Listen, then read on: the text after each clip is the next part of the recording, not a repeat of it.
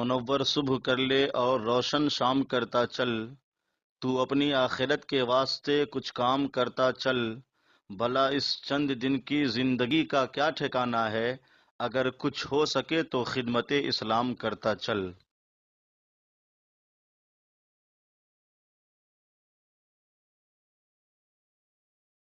سورۃ المائدہ کی آیت نمبر 101، سورۃ المائدہ کا 14واں رکوع اور 7ویں پارے کا 4تھا رکوع۔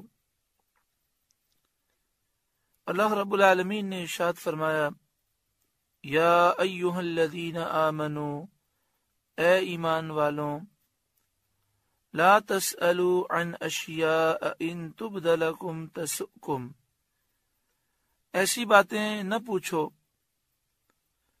جو تم پر ظاہر کی جائیں تو تمہیں بری لگیں۔ تفسیر احمدی میں اس کا شان نزول یہ لکھا گیا کہ بعض لوگ سید عالم صلی اللہ علیہ وآلہ وسلم سے بہت سے بے فائدہ سوال کیا کرتے تھے، فضول سوالات پیارے آقا صلی اللہ علیہ وآلہ وسلم سے لوگ کرتے ہیں، اور یہ بات نبی اکرم صلی اللہ علیہ وآلہ وسلم کے قلب مبارک پر گراں گزرتی۔ ایک روز آپ صلی اللہ علیہ وآلہ وسلم نے فرمایا، جو پوچھنا ہے پوچھ لو، میں ہر بات کا جواب دوں گا۔ ایک شخص نے پوچھا کہ میرا انجام کیا ہے؟ آپ نے فرمایا جہنم۔ دوسرے نے پوچھا میرا باپ کون ہے؟ آپ نے اس کے اصلی باپ کا نام بتا دیا جس کے نطفے سے وہ تھا، باوجود اس کے کہ اس کی ماں کا شوہر اور کوئی تھا جس کا یہ شخص بیٹا کہلاتا تھا۔ اس پر یہ آیت نازل ہوئی اور فرمایا گیا کہ ایسی باتیں نہ پوچھو جو ظاہر کی جائیں تو تمہیں ناگوار گزریں، تمہیں بری لگیں۔ بخاری مسلم کی حدیث میں ہے، ایک روز نبی اکرم صلی اللہ علیہ وآلہ وسلم نے خطبہ دیتے ہوئے ارشاد فرمایا، جس کو جو پوچھنا ہے پوچھو۔ حضرت عبداللہ بن حذافہ سہمی رضی اللہ تعالیٰ عنہ نے کھڑے ہو کر پوچھا، میرا باپ کون ہے؟ آپ صلی اللہ علیہ وآلہ وسلم نے فرمایا حذافہ، یعنی جس شخص کی طرف تم منسوب ہو وہی تمہارا باپ ہے۔ انہوں نے پوچھا میرا باپ کون ہے؟ آپ نے فرمایا حذافہ۔ پھر فرمایا اور پوچھو۔ حضرت عمر رضی اللہ تعالیٰ عنہ نے اٹھ کر ایمان اور رسالت کے اقرار کے ساتھ معذرت پیش کی۔ ابن شہاب کی روایت ہے کہ حضرت عبداللہ بن حذافہ رضی اللہ تعالیٰ عنہ کی والدہ نے ان سے شکایت کی اور کہا کہ تو بہت نالائق بیٹا ہے، تجھے کیا معلوم کہ زمانے جاہلیت کی عورتوں کا کیا حال تھا، اگر تیری ماں سے کوئی قصور ہوا ہوتا تو آج وہ کیسی رسوا ہوتی۔ اس پر حضرت عبداللہ بن حذافہ رضی اللہ تعالیٰ عنہ نے کہا کہ اگر حضور صلی اللہ علیہ وآلہ وسلم کسی حبشی غلام کو میرا باپ بتا دیتے تو میں یقین کے ساتھ مان لیتا۔ بخاری شریف کی حدیث میں ہے کہ لوگ مذاق اڑانے کے لیے بطریق استہزاء اس قسم کے سوال کیا کرتے تھے۔ کوئی کہتا میرا باپ کون ہے، کوئی پوچھتا میری اونٹنی گم ہو گئی ہے وہ کہاں ہے۔ اس پر یہ آیت نازل ہوئی۔ مسلم شریف کی حدیث میں ہے کہ رسول کریم صلی اللہ علیہ وآلہ وسلم نے خطبے میں حج فرض ہونے کا بیان فرمایا اور آپ نے فرمایا لوگوں تم پر حج فرض کیا گیا۔ یہ سن کر ایک شخص نے کہا کہ کیا ہر سال حج فرض ہے؟ پیارے آقا صلی اللہ علیہ وآلہ وسلم نے سکوت فرمایا، خاموش رہے۔ پوچھنے والے نے سوال کو پھر دہرایا، اس طرح 3 مرتبہ اس نے سوال کیا تو آپ صلی اللہ علیہ وآلہ وسلم نے ارشاد فرمایا، جو میں بیان نہ کروں اس کے در پہ نہ ہو، جس چیز کا میں ذکر نہ کروں اس کے متعلق مجھ سے مت پوچھو۔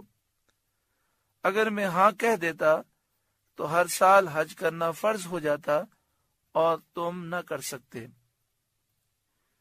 اس سے معلوم ہوا کہ شرعی احکام نبی اکرم صلی اللہ علیہ وآلہ وسلم کے سپرد کیے گئے ہیں۔ آپ جسے فرض فرما دیں وہ فرض ہو جائے گا، اور جسے نہ فرمائیں وہ نہ ہوگا۔ اور ان احادیث طیبہ سے یہ بھی معلوم ہوا کہ سرکار دو عالم صلی اللہ علیہ وآلہ وسلم کو اللہ تعالی نے سب سے زیادہ علم عطا فرمایا،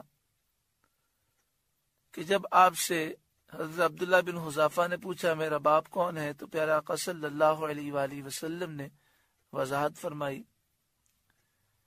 حالانکہ یہ ایک ایسا معاملہ ہے کہ اس پر مطلع ہونا انسان کی بس کی بات نہیں ہے۔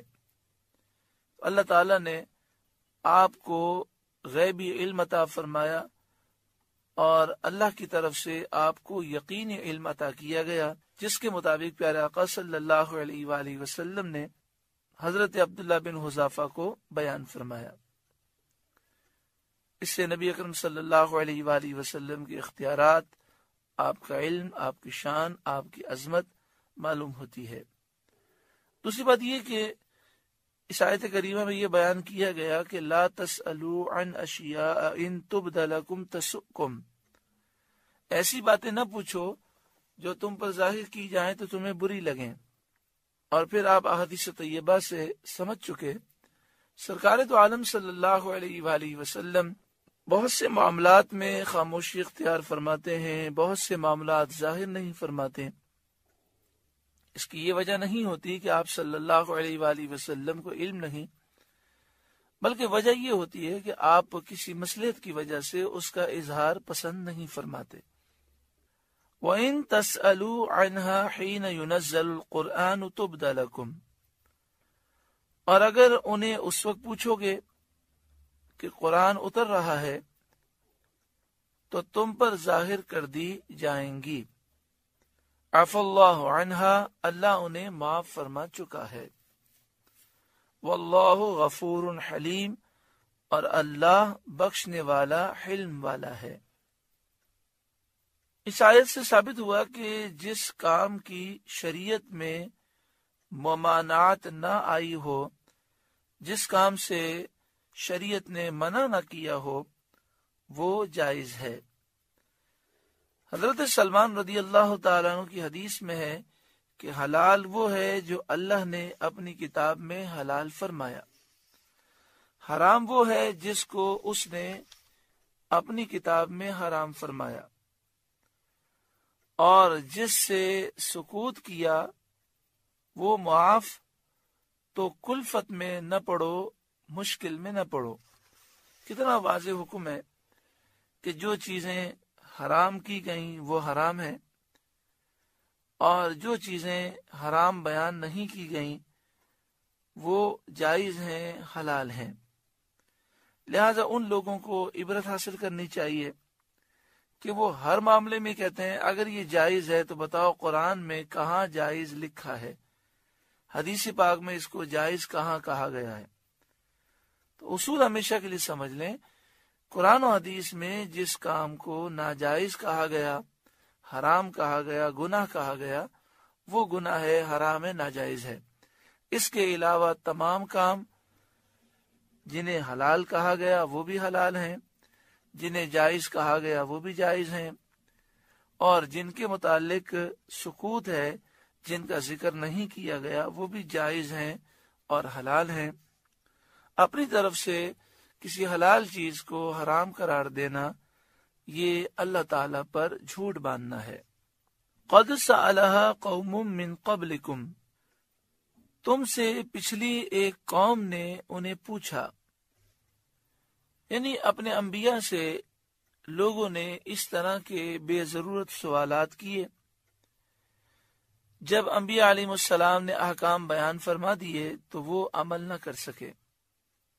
قد سألها قوم من قبلکم، تم سے پہلے ایک قوم نے انہیں پوچھا، ثم اصبحوا بها کافرین، پھر ان سے منکر ہو کر بیٹھ گئے۔ پہلے انہوں نے سوال کیا، جب سوال پر حکم آیا تو انہوں نے انکار کر دیا۔ یہاں پر ایک مسئلہ بہت ضروری ہے، وہ سمجھ لیں کہ جب قرآن مجید فرقان حمید نازل ہو رہا تھا، اس موقع پر صحابہ کرام کو حکم دیا گیا کہ جس کام کا، جس حکم کا بتانا ضروری ہوگا وہ آقا صلی اللہ علیہ وآلہ وسلم خود ہی بیان کر دیں گے، تم ان سے مت سوالات کرو۔ اگر سوال زیادہ کرو گے تو مشکل احکام نازل ہوں گے، تمہارے لیے وہ چیزیں ظاہر ہو جائیں گی جو تمہیں پھر ناگوار گزریں گی۔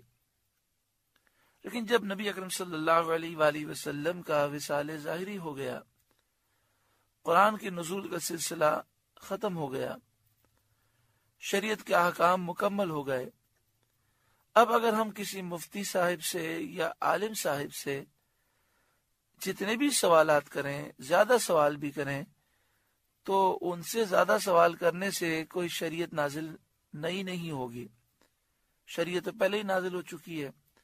تو ہم جتنے بھی سوالات کریں وہ وہی حکم بیان کریں گے جو قرآن پاک میں ہے، جو حدیث پاک میں ہے۔ بعض لوگوں نے ان باتوں کا مطلب غلط لیا اور وہ کہتے ہیں کہ کسی عالم سے زیادہ سوال نہیں کرنا چاہیے، اگر زیادہ سوال کرو گے تو پھنسو گے۔ ہم نے کہا وہ کیسے پھنس جائیں گے؟ کیونکہ ہم جتنے بھی سوالات کریں وہ تو وہی حکم بیان کر سکتے ہیں جو شریعت میں حکم موجود ہے۔ نبی اکرم صلی اللہ علیہ وآلہ وسلم سے جب زیادہ سوالات کیے جاتے تو نئے احکام نازل ہو جاتے تھے، اور یہاں تو ایسا نہیں ہے۔ اور دوسرا، قرآن مجید فرقان حمید نے حکم دیا، فَاسْأَلُوا أَهْلَ الذِّكْرِ إِن كُنتُمْ لَا تَعْلَمُونَ، اگر نہیں معلوم تو اہل علم سے پوچھو۔ اور نبی اکرم صلی اللہ علیہ وآلہ وسلم نے بھی ہمیں پوچھنے کا حکم دیا کہ اہل علم سے پوچھو۔ تو وہ اس کا جواب یہ دیتے ہیں کہ جب ہم پوچھیں گے اور وہ مسئلہ بیان کر دیں گے، پھر ہم عمل نہیں کریں گے تو ہمیں گناہ ہوگا۔ بہت بڑی نادانی ہے۔ مفتی صاحب سے پوچھیں یا نہ پوچھیں، مفتی صاحب بیان کریں نہ کریں، ہر صورت میں عمل کرنا تو ضروری ہے۔ اگر مسئلہ نہیں معلوم تو دو گناہ ہے، ایک تو معلوم نہ ہونے کا گناہ ہے اور دوسرا عمل نہ کرنے کا گناہ ہے۔ تو اس لیے اس طرح کی سوچ دل میں ہرگز نہیں ہونی چاہیے۔ دوسرے بعض لوگ یہ بھی سوچ بنا لیتے ہیں کہ ہم مفتی سے سوال ادھورا پوچھ لیں اور مفتی کہہ دے کہ یہ کام کرنا جائز ہے، اب ہماری جان چھوٹ گئی، کل بروز قیامت مفتی پکڑا جائے گا۔ سیدھی سی بات ہے، جب آپ صحیح طور پر سوال نہیں پوچھیں گے تو پھر اس صورت میں آپ کو مسئلہ تو صحیح معلوم نہیں ہوگا۔ مثلا کوئی شخص جا کر مفتی صاحب سے کہے کہ ایک شخص نے اپنی بیوی کو ایک طلاق دی، بتائیے کیا حکم ہے؟ تو مفتی صاحب یہی کہیں گے ایک طلاق کا حکم یہ ہے کہ اس نے جب یہ کہا کہ میں تجھے طلاق دیتا ہوں تو یہ طلاق رجعی ہے، اور چونکہ ایک طلاق دی ہے تو عدت میں وہ رجوع کر سکتا ہے۔ اب اگر اس نے 3 طلاقیں دی ہیں اور مسئلہ ادھورا بیان کیا یا غلط بیان کیا تو اس سے مفتی کے کہنے سے جان نہیں چھوٹے گی، بلکہ جو شریعت کا حکم ہے وہ تو لاگو ہے اور ہمیں اس پر عمل کرنا ہے۔ یہ بس نفس و شیطان کے وار ہیں۔ اللہ اپنا فضل و کرم فرمائے اور ہر ایک کو اس کی سمجھ عطا فرمائے۔ ایک واقعہ میں آپ کو سچا سناؤں۔ ایک شخص جوے کا کام کرتا تھا، اس کو سمجھایا گیا کہ یہ کام کرنا حرام ہے، تو اس نے کہا میں نے تو مفتی صاحب سے فتویٰ لیا ہے اور مفتی صاحب نے مجھے اس کام کی اجازت دی ہے۔ تو اس سے کہا گیا کہ یہ بتاؤ کہ مفتی صاحب سے تم نے سوال کیا کیا تھا؟ تو اس نے کہا کہ میں نے سوال یہ کیا تھا کہ میں ایک کام کرتا ہوں، اس میں کبھی نفع ہو جاتا ہے کبھی نقصان ہو جاتا ہے، تو ایسا کاروبار کرنا کیسا ہے؟ تو مفتی صاحب نے کہا کہ کاروبار میں تو یہی ہوتا ہے، کبھی نفع ہوتا ہے کبھی نقصان ہوتا ہے، تو ایسا کاروبار تو جائز ہے۔ اب آپ بتائیں سوال کے اندر کیا اس طرح کی کوئی بات ہے کہ جس سے یہ معلوم ہو کہ یہ جوا کھیل رہا ہے؟ پھر یہ کہنے لگا دیکھیں جوئے میں بھی تو یہ ہوتا ہے نا کہ کبھی ہم جیت جاتے ہیں تو فائدہ ہو جاتا ہے، کبھی ہار جاتے ہیں نقصان ہو جاتا ہے۔ تو اس طرح گھما پھرا کر سوال پوچھ لیا جائے اور کوئی جواب بھی مل جائے تو کل بروز قیامت نجات حاصل نہیں ہوگی۔ اسی طرح بعض لوگ یہ کرتے ہیں کہ اتنے زیادہ سوالات کرتے ہیں، بس ان کو فکر یہ ہوتی ہے کسی طریقے سے مفتی صاحب کے منہ سے یہ نکل جائے کہ ہاں ٹھیک ہے کر لو۔ اور اگر کوئی مفتی ماشاءاللہ سمجھدار ہو اور اتنے سارے سوالات کے بعد آخر میں یہ کہیں کہ آپ جتنے بھی سوال کریں مسئلہ یہی ہے، تو پھر آئندہ ایسے مفتی کے پاس جاتے ہی نہیں ہے، کہتے ہیں یہ انڈرسٹینڈنگ نہیں ہے، ان کی باتیں ہماری سمجھ میں نہیں آتی۔ اور جہاں مختلف سوالات کریں اور مفتی سے غلطی ہو جائے تو بس یہ مفتی بہت اچھا ہے جو ہمارے من پسند مسئلے بیان کرتا ہے۔ حالانکہ اس طرح کی حرکتیں کرنا کیا ایک مسلمان کو زیب دیتی ہیں؟ اچھا پھر مفتی کے پاس بیٹھ کر یا کسی عالم کے پاس بیٹھ کر اطمینان سے مسئلہ بھی نہیں پوچھیں گے، چلتے چلتے پوچھیں گے، ادھورا سوال پوچھیں گے۔ اب اس کی کوئی فکر نہیں کہ ہم اپنا مسئلہ سمجھا بھی سکے کہ نہیں۔ مفتی صاحب کو ہم نے اگر مسئلہ بیان کیا اور وہ غلط سمجھ گئے اور انہوں نے اس حساب سے بیان کیا تو چلو جان چھوٹ گئی۔ حالانکہ انسان کو فکر کرنی چاہیے، چلتے چلتے مسئلہ پوچھنے کے بجائے اطمینان سے بیٹھ کر وہ اپنا پورا مسئلہ بیان کرے، اور اس کے بعد اس کو یہ فکر ہونی چاہیے کہ ایسا نہ ہو کہ مجھ سے سوال میں غلطی ہو گئی، میں سمجھانے میں ناکام رہا، تو اس وجہ سے حرام تو حلال نہ ہوگا اور سارا گناہ میرے اوپر ہوگا۔ اللہ تبارک و تعالی ہر ایک کو اپنا خوف عطا فرمائے اور ان چیزوں میں ہمیں احتیاط کرنے کی توفیق عطا فرمائے۔ ما جعل اللہ من بحیرہ، اللہ نے مقرر نہیں کیا ہے بحیرہ کو، ولا سائبہ، اور نہ ہی سائبہ کو مقرر کیا ہے، ولا وصیلہ، اور نہ ہی وصیلہ جانور کو مقرر کیا ہے، ولا حامن، اور نہ ہی حامی جانور کو اللہ نے مقرر کیا ہے۔ وَلَكِنَّ الَّذِينَ كَفَرُوا يَفْتَرُونَ عَلَى اللَّهِ الْكَذِبَ، ہاں کافر لوگ اللہ پر جھوٹا افترا باندھتے ہیں، اللہ پر جھوٹ باندھتے ہیں۔ اس آیت کریمہ میں کافروں کی مذمت ہے جو حلال کو اپنی مرضی سے حرام کہتے ہیں۔ ابھی ذکر ہوا کہ جس چیز کو اللہ اور اس کے رسول نے حرام قرار دیا، ناجائز قرار دیا، ناپاک قرار دیا، وہ چیز ناپاک ہے، ناجائز ہے، حرام ہے۔ اس کے علاوہ تمام معاملات، تمام کام، تمام چیزیں وہ حلال ہیں، جائز ہیں، پاک ہیں۔ اب یہ کہنا کہ یہ اگر جائز ہے تو اس کی دلیل بیان کرو، کہیں لکھا ہوا ہو کہ یہ کرنا جائز ہے، اگر یہ نہ ملا تو یہ حرام ہو جائے گا، اور اسے حرام سمجھنا یہ اللہ تعالیٰ پر جھوٹ باندھنا ہے، کیونکہ حرام وہی ہے جسے اللہ اور اس کے رسول نے حرام قرار دیا، اور جسے اللہ اور اس کے رسول نے حرام قرار نہیں دیا وہ حلال ہے، وہ مباح ہے۔ تو یہاں پر کافروں کی مذمت کی گئی۔ ان کا دستور یہ تھا کہ وہ اپنی مرضی سے کچھ جانوروں کو حرام کہتے تھے، حالانکہ وہ جانور حلال ہیں۔ زمانے جاہلیت میں کفار کا یہ دستور تھا کہ جو اونٹنی 5 مرتبہ بچے جنتی اور آخری مرتبہ اس کے یہاں نر ہوتا، یعنی وہ اونٹنی جس کے یہاں 5 بچوں کی ولادت ہوئی اور 5واں بچہ اونٹ ہوتا، نر ہوتا، تو وہ اس اونٹنی کا کان چیر دیتے اور اسے کہتے یہ بحیرہ ہے، نہ تو اس پر سواری کرتے نہ اس کو ذبح کرتے۔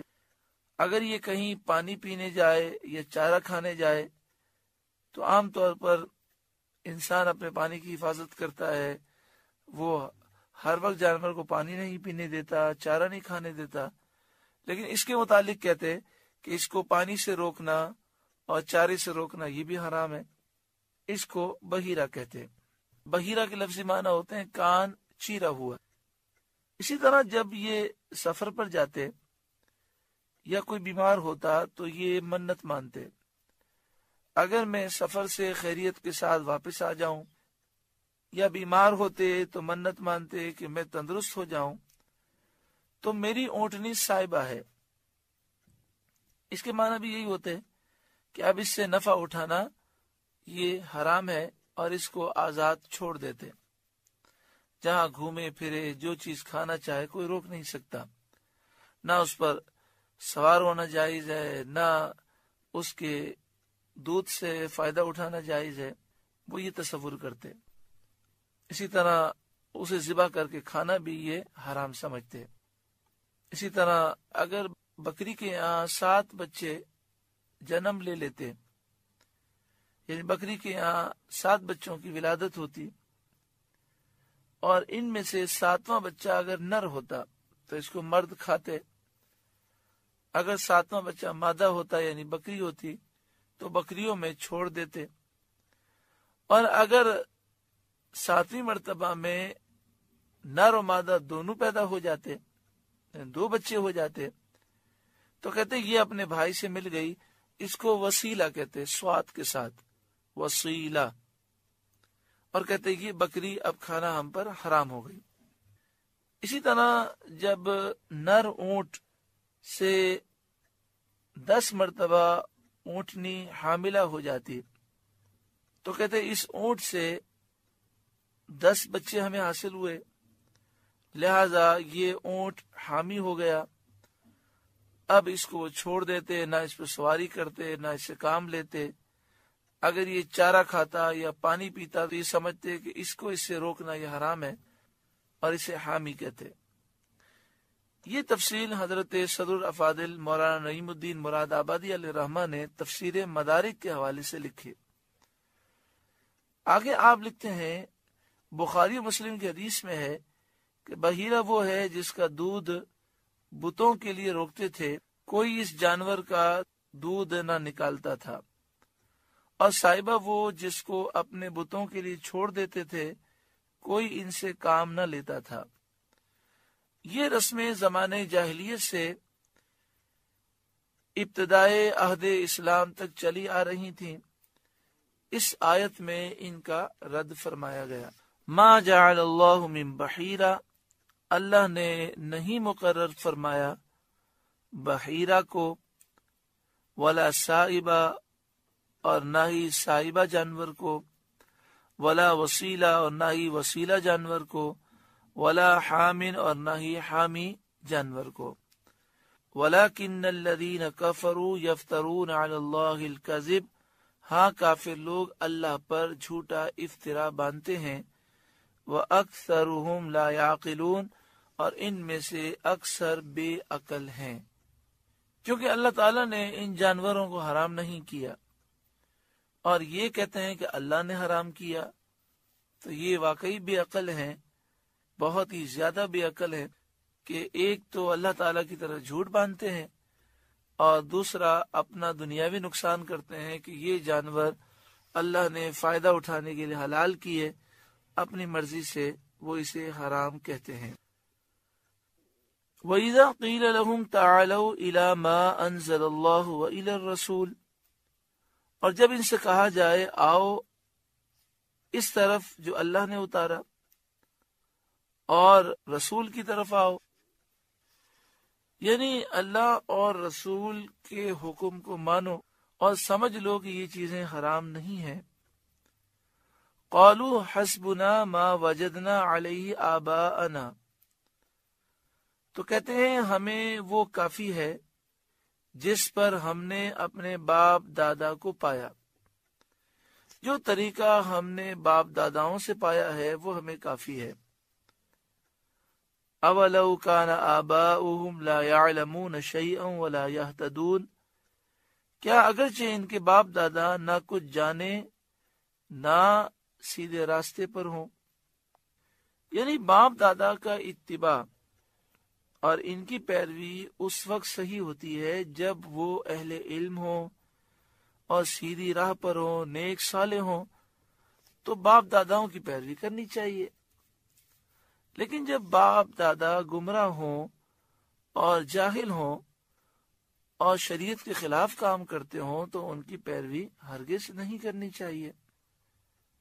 یا ایھا الذین آمنو، اے ایمان والوں، علیکم انفسکم، تم اپنی فکر رکھو، لا یضرکم من ضل اذا اہتدیتم، تمہارا کچھ نہ بگاڑے گا جو گمراہ ہوا جب کہ تم سیدھے راستے پر ہو۔ اس آیت کریمہ میں یہ بیان کیا جا رہا ہے کہ مسلمان بہت زیادہ افسوس کرتے تھے کہ کافر محروم ہے، اور انہیں اس بات کا رنج تھا کہ کافر دشمنی میں مبتلا ہو کر اسلام کی دولت سے محروم رہے ہیں۔ اللہ تعالی نے ان کی تسلی فرما دی کہ اس میں تمہارا کچھ بھی نقصان نہیں ہے۔ نیکی کا حکم دینا اور برائی سے روکنا یہ تم پر فرض ہے۔ جب تم نے یہ فرض ادا کر دیا تو تم بری ذمہ ہو چکے، تم اپنی نیکی کی جزا پاؤ گے، اس کا صلہ پاؤ گے۔ حضرت عبداللہ بن مبارک رضی اللہ تعالی عنہ نے فرمایا، اس آیت میں امر بالمعروف اور نہی عن المنکر کے وجوب کی بہت تاکید ہے۔ یعنی یہ مطلب نہیں ہے کہ اپنی فکر کرو اور تم لوگوں کو نیکی کی دعوت نہ دو، برائی سے نہ روکو۔ حضرت عبداللہ بن مبارک فرماتے ہیں کہ اس میں تو بہت زیادہ تاکید ہے، کیونکہ اپنی فکر رکھنے کے معنی یہ ہیں کہ ایک دوسرے کی خبرگیری کرے، نیکیوں کی رغبت دلائے، بدیوں سے روکے۔ خلاصہ کلام یہ ہوا کہ انسان کو چاہیے کہ جو اس پر فرض ہے، واجب ہے، سنت موقدہ ہے، اس پر عمل کرے۔ ہم پر فرض ہے نیکی کی دعوت دینا، برائی سے روکنا، تو ہم اس فریضے کو انجام دیں۔ ہم پہ فرض ہے اپنے آپ کو گناہوں سے بچانا، ہم گناہوں سے بچیں۔ اگر ساری دنیا کے لوگ دین سے دور ہو جائیں تو بھی کوئی ہمارا کچھ نہیں بگاڑ سکتا۔ جو گمراہ ہوا وہ خود اس نے اپنے آپ کو برباد کیا۔ یا ایھا الذین آمنوا علیکم انفسکم، اے ایمان والوں تم اپنی فکر رکھو، لا یضرکم من ضل اذا اہتدیتم، تمہارا کچھ نہ بگاڑے گا جو گمراہ ہوا، اذا اہتدیتم، جب کہ تم ہدایت پر ہو۔ اس آیت کریمہ میں بہت تسلی ہے ان لوگوں کے لیے جو بڑے پریشان ہو جاتے ہیں کہ پوری دنیا میں کفر کا دور دورہ ہے اور مسلمان بھی بڑی تیزی کے ساتھ دین اسلام سے دور ہوتے جا رہے ہیں۔ تو یہ فکر تو کرنی چاہیے، اور نیکی کا حکم دینا بھی ضروری ہے، برائی سے روکنا بھی ضروری ہے، لیکن انسان کو اس بات کا خیال رکھنا چاہیے کہ میں شریعت کی پابندی کروں۔ اگر پوری دنیا کے لوگ مل کر بھی شریعت کی نافرمانی کریں اور میں اپنا فریضہ انجام دے دوں اور میں شریعت پر کاربند رہوں تو یہ سارے مل کر بھی مجھے نقصان نہیں پہنچا سکتے۔ اللہ تعالی ہمیں عمل کی توفیق عطا فرمائے۔ الی اللہ مرجعکم جمیعا، تم سب کو اللہ رب العالمین کی طرف پلٹنا ہے۔ فَيُنَبِّئُكُم بِمَا كُنتُمْ تَعْمَلُونَ، پھر وہ تمہیں بتا دے گا جو تم کرتے تھے۔ یا ایھا الذین آمنوا شہادۃ بینکم اذا حضر احدکم الموت حین الوصیۃ اثنان ذوی عدل منکم، اے ایمان والوں تمہاری آپس کی گواہی جب تم میں سے کسی کو موت آئے، وصیت کرتے وقت تم میں سے دو معتبر شخص ہیں، او آخران من غیرکم، یا غیروں میں سے دو، ان انتم ضربتم فی الارض، جب تم ملک میں سفر کو جاؤ، فاصابتکم مصیبت الموت، پھر تمہیں موت کا حادثہ پہنچے۔ اس آیت کریمہ کا شان نزول جب ہم سمجھیں گے تو انشاءاللہ تعالی اس آیت کریمہ کو سمجھنا آسان ہو جائے گا۔ مہاجرین میں سے حضرت بدیل رضی اللہ تعالی عنہ یا بدیل، جو حضرت عمر بن عاص رضی اللہ تعالی عنہ کے موالی میں سے تھے، تجارت کرنے کے ارادے سے ملک شام کی طرف 2 عیسائیوں کے ساتھ آپ گئے۔ ان 2 عیسائیوں میں سے ایک کا نام تمیم بن اوس داری تھا اور دوسرے کا نام عدی بن بدا تھا۔ ملک شام پہنچتے ہی حضرت بدیل رضی اللہ تعالیٰ عنہ بیمار ہو گئے اور انہوں نے اپنے تمام سامان کی ایک فہرست لکھ کر سامان میں ڈال دی، اور یہ دونوں جو آپ کے ہمراہ تھے انہیں اس کی اطلاع نہ ہوئی، انہیں پتہ نہ چلا کہ حضرت بدیل نے سامان کی فہرست سامان کے اندر ڈال دی ہے۔ جب بیماری کی شدت ہوئی تو حضرت بدیل رضی اللہ تعالیٰ عنہ نے تمیم اور عدی دونوں کو وصیت کی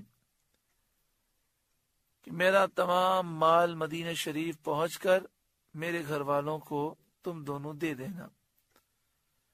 اس کے بعد حضرت بدیل رضی اللہ تعالیٰ عنہ کی وفات ہو گئی۔ ان دونوں نے ان کی موت کے بعد ان کا سامان دیکھا تو اس میں ایک چاندی کا پیالہ تھا جس پر سونے کا کام کیا ہوا تھا۔ اس میں 300 مسقال چاندی تھی، یعنی یہ بہت قیمتی پیالہ تھا۔ حضرت بدیل رضی اللہ تعالیٰ عنہ یہ پیالہ بادشاہ کو نظر کرنے کے ارادے سے لائے تھے۔ ان کی وفات کے بعد ان کے دونوں ساتھیوں نے یعنی تمیم نے اور عدی نے اس پیالے کو غائب کر دیا، اور اپنے کام سے فارغ ہونے کے بعد جب یہ لوگ مدینہ طیبہ پہنچے تو انہوں نے حضرت بدیل رضی اللہ تعالیٰ عنہ کا سامان ان کے گھر والوں کے سپرد کر دیا۔ سامان کھولنے پر فہرست ان کے ہاتھ میں آ گئی جس میں تمام سامان کی تفصیل تھی۔ جب انہوں نے سامان کو چیک کیا اس فہرست کے مطابق تو پیالہ نہ پایا۔ اب حضرت بدیل رضی اللہ تعالیٰ عنہ کے گھر والے تمیم اور عدی کے پاس پہنچے۔ انہوں نے پوچھا کہ کیا بدیل رضی اللہ تعالیٰ عنہ نے کچھ سامان بیچا بھی تھا؟ تمیم اور عدی دونوں عیسائیوں نے کہا کہ نہیں۔ کہا بتاؤ کیا کوئی تجارتی معاملہ کیا تھا؟ انہوں نے کہا نہیں۔ انہوں نے پوچھا کہ کیا حضرت بدیل رضی اللہ تعالیٰ عنہ بہت عرصہ بیمار رہے، انہوں نے اپنے علاج میں کچھ خرچ کیا تھا؟ تو تمیم اور عدی دونوں عیسائیوں نے کہا کہ ایسی تو بات نہیں، وہ تو شہر پہنچتے ہی بیمار ہو گئے اور جلد ہی ان کا انتقال ہو گیا۔ اس پر حضرت بدیل کے رشتہ داروں نے کہا کہ ان کے سامان میں سے ایک فہرست ملی ہے، اس فہرست میں ایک چاندی کے پیالے کا ذکر ہے کہ وہ سونے سے منقش کیا ہوا ہے جس میں 300 مسقال چاندی ہے، یہ لکھا ہوا ہے اس فہرست میں۔ تمیم اور عدی نے کہا ہمیں نہیں معلوم، ہمیں تو جو وصیت کی تھی اس کے مطابق سامان ہم نے تمہیں دے دیا، پیالے کی ہمیں خبر نہیں۔ یہ مقدمہ رسول کریم صلی اللہ علیہ وآلہ وسلم کے دربار میں پیش ہوا۔ تمیم اور عدی وہاں بھی انکار پر جمے رہے اور انہوں نے قسم کھا لی۔ اس پر یہ آیت نازل ہوئی۔ حضرت عبداللہ بن عباس رضی اللہ تعالی عنہما کی روایت میں ہے کہ پھر وہ پیالہ مکہ مکرمہ میں پکڑا گیا۔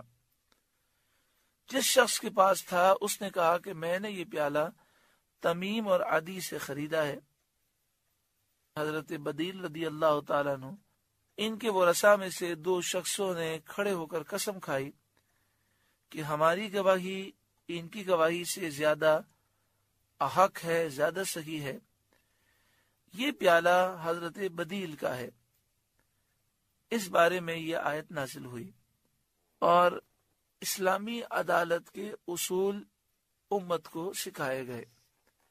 یا ایھا الذین آمنوا، اے ایمان والوں، شہادت بینکم اذا حضر احدکم الموت حین الوصیت اثنان ذوا عدل منکم او آخران من غیرکم، تمہاری آپس کی گواہی جب تم میں سے کسی کو موت آئے، وصیت کرتے وقت تم میں سے دو معتبر شخص ہیں، تمہاری آپس کی گواہی دو معتبر شخص ہیں، او آخران من غیرکم، یا غیروں میں سے دو افراد، ان انتم ضربتم فی الارض، جب تم ملک میں سفر کو جاؤ، فاصابتکم مصیبت الموت، پھر تمہیں موت کا حادثہ پہنچے۔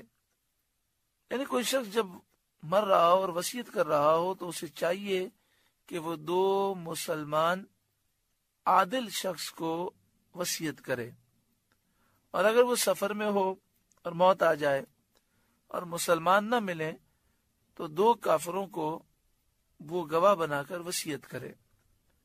تحبسونہما من بعد الصلاة فیقسمان باللہ، ان دونوں کو نماز کے بعد روکو، وہ اللہ کی قسم کھائیں، ان ارتبتم، اگر تمہیں کچھ شک پڑے، لا نشتری بھی ثمنا ولو کان ذا قربا، وہ اس طرح قسم کھائیں کہ ہم حلف کے بدلے، قسم کے بدلے کچھ مال نہ حاصل کریں گے اگرچہ قریب کا رشتہ دار ہو۔ اس نماز سے مراد نماز عصر ہے، کیونکہ وہ لوگوں کے اجتماع کا وقت ہوتا ہے۔ حسن رضی اللہ تعالیٰ عنہ نے فرمایا نماز ظہر یا عصر، کیونکہ اہل حجاز مقدمات اسی وقت کرتے تھے۔ حدیث شریف میں ہے کہ جب یہ آیت نازل ہوئی تو رسول کریم صلی اللہ علیہ وآلہ وسلم نے نماز عصر پڑھ کر عدی اور تمیم کو بلایا، ان دونوں کو منبر شریف کے پاس قسمیں دیں، ان دونوں نے قسمیں کھائیں۔ اس کے بعد مکہ مکرمہ میں وہ جام پکڑا گیا تو جس شخص کے پاس تھا اس نے کہا میں نے تمیم اور عدی سے خریدا ہے۔ تحبسونہما من بعد الصلاۃ، ان دونوں کو نماز کے بعد روکو، جس طرح اس واقعے میں ان دونوں کو عصر کی نماز کے بعد روکا گیا۔ فیقسمان باللہ، وہ اللہ کی قسمیں کھائیں، ان ارتبتم، اگر تمہیں کچھ شک پڑے تو اس طرح ان سے قسمیں لو، جس طرح تمیم اور عدی کی باتوں پر حضرت بدیل کے ورثاء کو شک محسوس ہوا۔ لا نشتری بھی ثمنا ولو کان ذا قربا، ہم قسم کے بدلے کچھ مال حاصل نہ کریں گے اگرچہ قریب کا رشتہ دار ہو، یعنی ہم جھوٹی قسمیں نہ کھائیں گے اور کسی کی خاطر ایسا نہ کریں گے۔ ولا نکتم شہادت اللہ انا اذا لمن الآثمین، اور اللہ کی گواہی نہ چھپائیں گے، ایسا کریں تو ہم ضرور گناہ گاروں میں سے ہیں۔ تو یہ قسم کے الفاظ تھے جو ان دونوں نے کھائے، اور اس طرح انہوں نے جھوٹی قسم کھا کر اپنے اوپر سے مقدمے کو ٹال دیا۔ لیکن جب یہ پیالہ پکڑا گیا اور پھر حضرت بدیل کے رشتہ داروں نے نبی اکرم صلی اللہ علیہ وآلہ وسلم کی بارگاہ میں پھر عرض کیا فَإِنْ عُثِرَ عَلَىٰ أَنَّهُمَ اسْتَحَقَّا إِثْمًا، پھر اگر پتہ چلے کہ وہ کسی گناہ کے سزاوار ہوئے، یعنی خیانت کے مرتکب ہوئے ہیں یا جھوٹ وغیرہ کے مرتکب ہوئے ہیں، فآخران یقومان مقامہما من الذین استحق علیہم الاولیان، تو ان کی جگہ دو اور کھڑے ہوں ان میں سے کہ اس گناہ یعنی جھوٹی گواہی نے ان کا حق لے کر ان کو نقصان پہنچایا، جو میت سے زیادہ قریب ہوں۔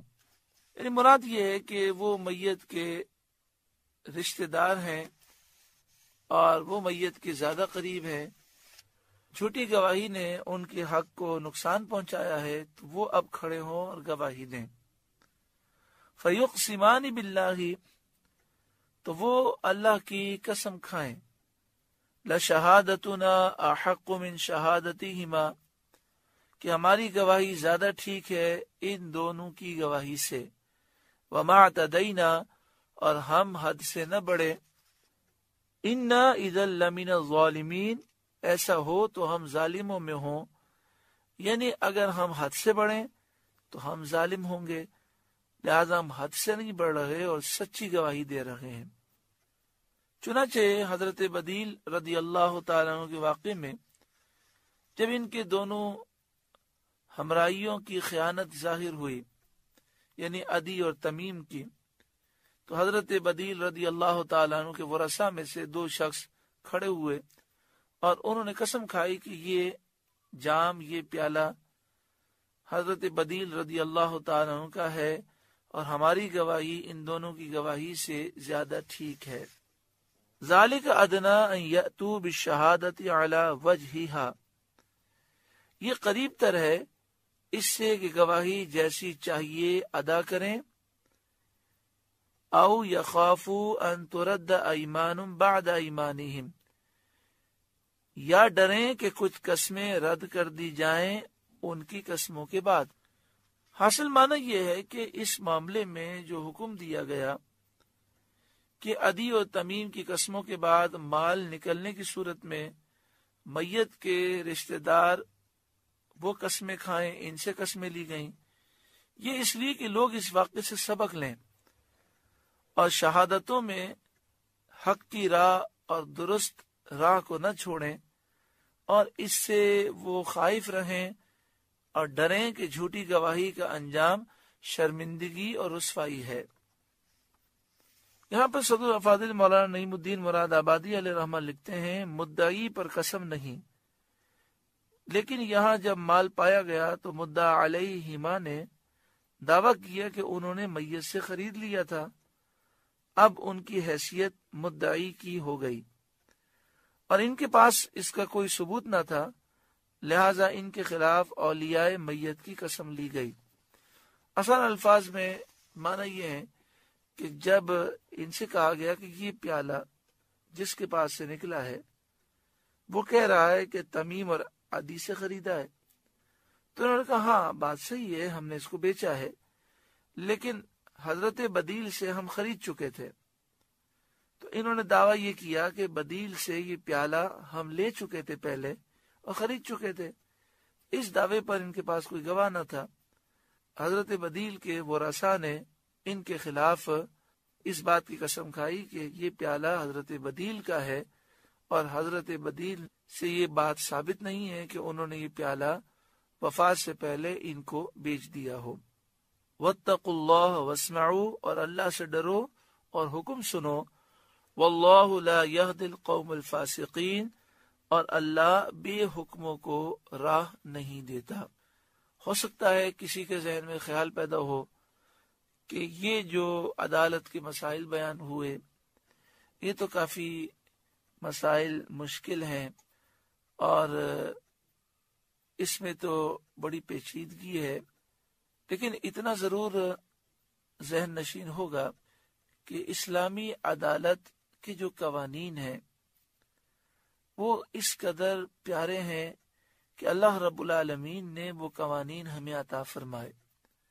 اگر اسلامی نظام مصطفیٰ نافذ ہو جائے اور شریعت کے قوانین کے مطابق ہمارے سارے ادارے کام کریں، خاص طور پر ہماری عدالتیں ان قوانین کے مطابق ہوں، تو چاروں طرف امن اور سکون ہو جائے۔